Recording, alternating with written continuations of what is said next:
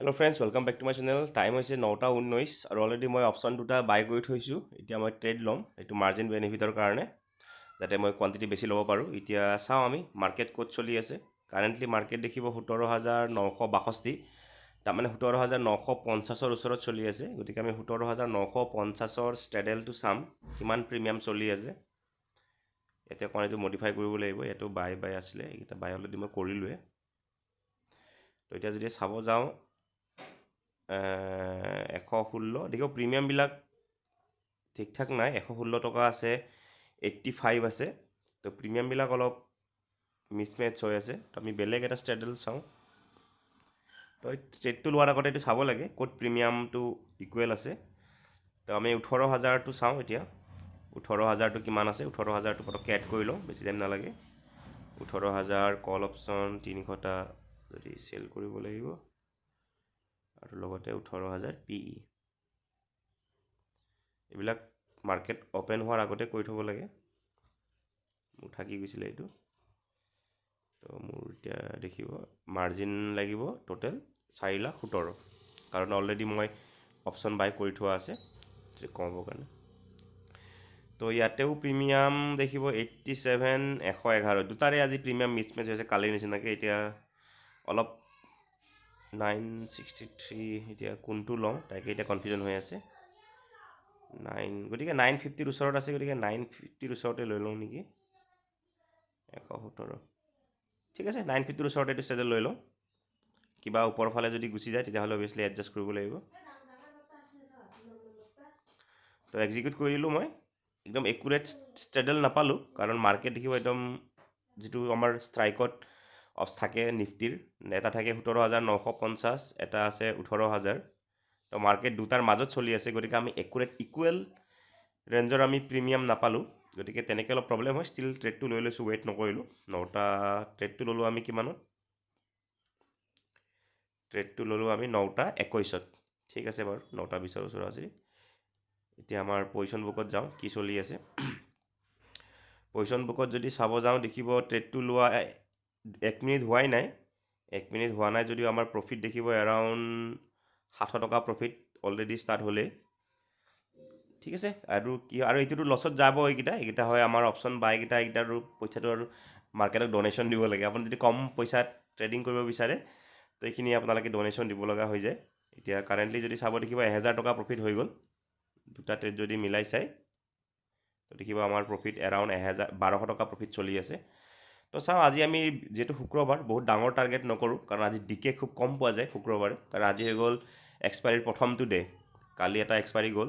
গতিকে ডাঙৰ হেৰি নকৰোঁ। এতিয়া অলপ টাইম যাই লওক, তাৰপৰা আমি টাৰ্গেট ষ্টপ লছ কি ৰাখিম তো আমি ডিছকাছ কৰিম।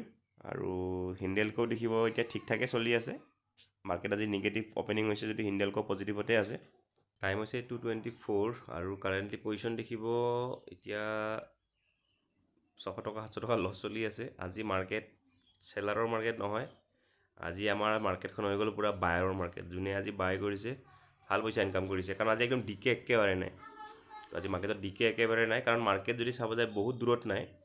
আমি যিমানত আমি চেল কৰিছিলোঁ 17,950, তো দেখিব মাত্ৰ 20-25 পইণ্ট দূৰতহে আছে। তাৰপিছতো দেখিব তাকো আৰু মাৰ্কেট ক্ল'জ হ'ব হ'ল, তাৰপিছতো আজি প্ৰফিট অহা নাই। তো এনেকুৱা হৈ যায় কেতিয়াবা, গতিকে তাতে চিন্তা কৰিবলগা একো নাথাকে।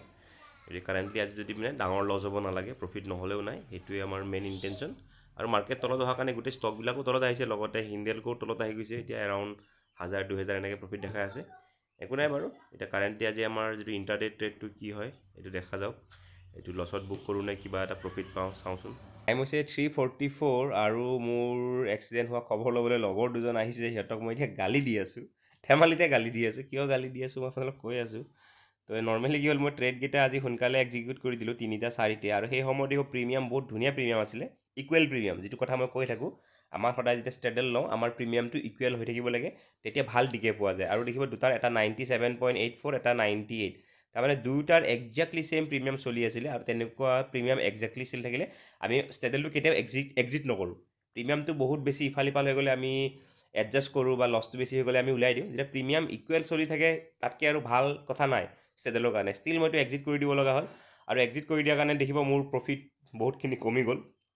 আৰু যদি মই 10 মিনিট 15 মিনিট হোল্ড কৰিলোঁহেঁতেন নৰ্মেলি মোৰ যদি একো এডজাষ্টমেণ্ট কৰিব লগা নহয়, প্ৰিমিয়ামবিলাক একে থাকে, মই 3:30লৈকে ট্ৰাই কৰোঁ মাৰ্কেট শেষৰলৈকে, কাৰণ যিহেতু প্ৰিমিয়ামবিলাক একে চলি থাকিলে আমাৰ এক্সিট কৰাৰ কোনো কথাই নাথাকে।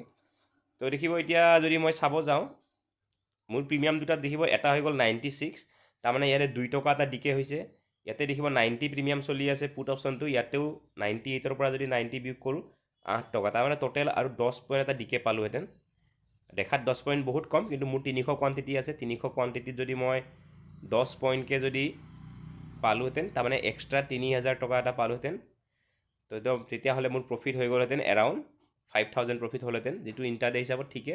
আৰু আজি ডিকে একেবাৰে নাছিলে গোটেই দিনটো, এই 3টা বজাৰ পিছতে অকণমান ডিকে দিছিলে।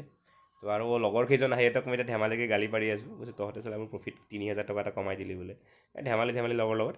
তো দেখিব তথাপিও প্ৰফিট এটা বুক কৰিলোঁ। কিমান বুক কৰিলোঁ দেখিব 2800ৰ পৰা যদি হিণ্ডেলকো বাদ দিওঁ এৰাউণ্ড 1900 প্ৰফিট বুক কৰিলোঁ। আৰু হিণ্ডেলকোৰ প্ৰফিট দেখিব 12,000 পৰা এতিয়া 1000 চলি আছে, 2000 চলি আছিলে, লাষ্ট টাইমত পটককৈ 1000 হৈ গ'ল। তো একো নাই বাৰু, এতিয়া এইটো ষ্টপ লছ হিট হোৱা নাই, ষ্টপ লছটো ট্ৰেইল কৰি থোৱা আছে, এইটো পিছত কি হয় দেখা যাব। আজি মাৰ্কেট বেয়াৰিছ আছিলে। তাৰপিছত এতিয়া ভাবিছোঁ ষ্ট্ৰেডেলৰ ভিডিঅ' মই ৰেগুলাৰ 2 সপ্তাহ দিলোঁ, কণ্টিনিউ 9টা ভিডিঅ' দিলোঁ। আপোনালোকে 9টা ভিডিঅ' ভাবিছোঁ মোৰ কাৰণে লাগিছে, যদি আপোনালোকে ভালকৈ ফ'ল' কৰে, ভালকৈ চাই 9টা ভিডিঅ' আপোনালোকৰ লাৰ্ণিং পাৰপজৰ কাৰণে চাফিচিয়েণ্ট। কাৰণ এইটো মই লাৰ্ণিং পাৰপজত ভিডিঅ'বিলাক দি আছিলোঁ, অলপ দীঘলকৈ এডজাষ্টমেণ্টবিলাকো দেখাই আছিলোঁ, কেনেকৈ কেতিয়া এডজাষ্টমেণ্ট লৈছোঁ। গতিকে আপোনালোকে ভিডিঅ'কেইটা ভালকৈ চাব। এতিয়া হয়তো মই ৰেগুলাৰ শ্বৰ্ট চেডেল ভিডিঅ' নিদিওঁ, এই 9টা ভিডিঅ' চাফিচিয়েণ্ট। এতিয়া মাজে মাজে দি থাকিম, হয়তো সপ্তাহত 1 বা 2টা ভিডিঅ' দিবলৈ ট্ৰাই কৰিম। আৰু বৰ্তমান মই অকল শ্বৰ্ট ষ্ট্ৰেডেলে লৈ আছোঁ, সেইকাৰণে ষ্ট্ৰেডেলৰে ভিডিঅ' বনাই আছোঁ। আৰু হয়তো যদি মই বেলেগ ট্ৰেড লওঁ, হয়তো যদি এতিয়া মই চাৰ্ট চোৱাই নাই আজি বহুত দিন ভালকৈ, চাৰ্ট চাই ফালে ট্ৰেড লোৱাই নাই, কাৰণ ষ্ট্ৰেডেলত মই চাৰ্ট চাব লগা নহয়। এতিয়া ভাবিছোঁ যদি মই চাৰ্ট চাই ফালে যদি অপশ্যন বাইং বা ডাইৰেকশ্যনেল অপশ্যন চেলিং ট্ৰেড লওঁ, সেইবিলাক আপোনালোকৰ লগত শ্বেয়াৰ কৰিম মাজে মাজে। তো ভিডিঅ'বিলাক ভালকৈ চাব, কমেণ্ট কৰিব আৰু লাইক কৰিব। ধন্যবাদ।